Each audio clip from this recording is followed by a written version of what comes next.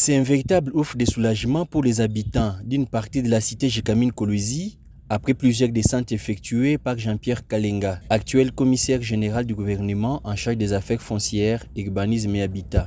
Désormais, ces habitants seront pour la plupart indemnisés et pour d'autres délocalisés par l'entreprise minière Comus. L'opération d'identification des maisons impactées par l'exploitation industrielle est en cours.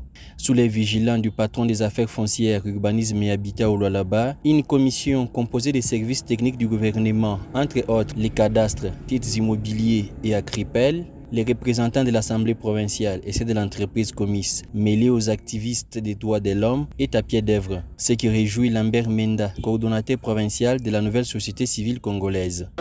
En fait, c'est un soulagement parce que vous savez que les maisons ici connaissent déjà des fissurations préjudiciables, lesquelles fissurations sont permanentes sur les maisons que les gens occupent.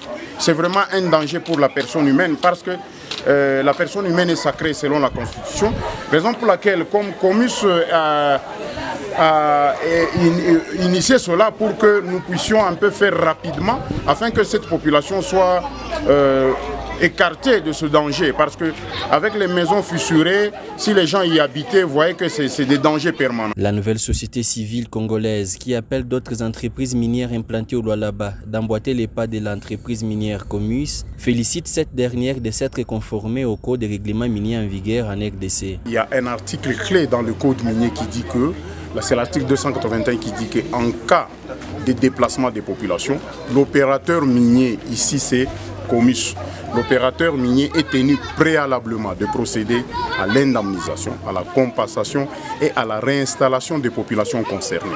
C'est un peu cela. Là, c'est l'idéal.